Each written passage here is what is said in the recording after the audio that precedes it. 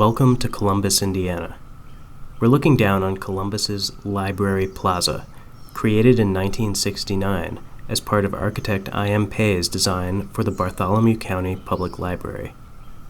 In this 360-degree video, we'll explore how Pei overcame the rigid Midwestern street grid and created the first pedestrian-focused civic space in downtown Columbus.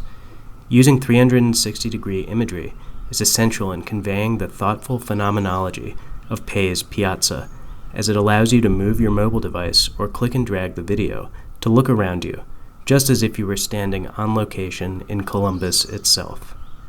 In this video, we will move around the plaza to examine in detail, at eye level, the various alignments that Pei creates by combining his new library with the existing architecture to inscribe an experiential volume of pedestrian space that is successful even within the constraints of an existing street grid. The plaza was the first civic space in downtown Columbus, and this aerial view allows us to see how intentionally Pei integrated his own design with that of Eliel Saarinen's first Christian church, constructed in 1942, the facade and campanile of which forms the opposite boundary of the plaza.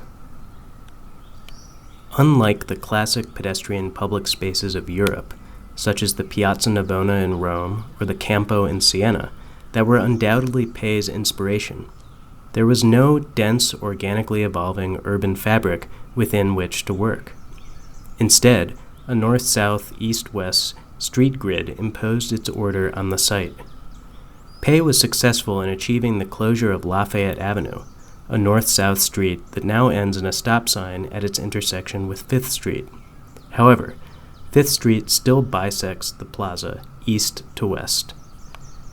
Despite the presence of 5th Street, Pei's design creates a cohesive and distinct urban space that is considerate of and responds to pedestrians. The subtle design decisions that link Pei's new construction with the existing church are evident at the 4 entrances to the piazza and form a dialogue at the boundaries of the public space that serves to alert pedestrians that they are leaving the transitory sidewalks of the streets and reaching a destination, the public plaza.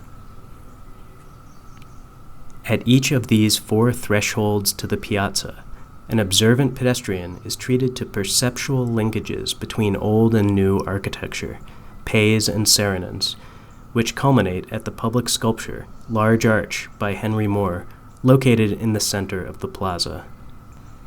Let's get down to the ground and imagine we've just walked north up Lafayette Avenue along the side of Saarinen's church and are approaching the plaza from the south. We are standing at the southeastern corner of Pei's Plaza, where Lafayette Avenue terminates into 5th Street. Before the Library and Plaza project, Lafayette Avenue continued through this intersection to the north, where now there is a pedestrian alley. To the right is the Irwin House and Garden. From our vantage point here, on the verge of entering the piazza, the expanse of brick on the library's facade is transformed into a canvas against which Henry Moore's Large Arch stands in stark relief. Walking along 5th Street, one can enter the plaza coming from the east or the west. Entering from the east, one emerges from a dense allée of shady trees into the open air of the piazza. Coming from the west, a pedestrian has a similar experience, and in both cases, just as one walks out from the shade of the trees, the city sidewalk suddenly doubles in width, forming a buffer against the street and echoing the extra-wide sidewalk in front of Saarinen's church across 5th Street. As you move forward, one's path is interrupted by the island of brick upon which Henry Moore's sculpture stands. It is impossible to walk down the sidewalk without literally bumping into the sculpture atop its brick pedestal. This deflects our gaze across the street to the facade of Saarinen's first Christian church, whose own plinth matches the material of the wide sidewalk which runs through the plaza. Large Arch is an outdoor sculpture by British sculptor Henry Moore. I.M. Pei envisioned a large work of art that would stand in the 5th Street public plaza to unify the space between his newly built library, the Irwin Gardens to the east, and First Christian Church by Eliel Saarinen across the street. Pei wanted a sculpture that visitors to the plaza could engage with.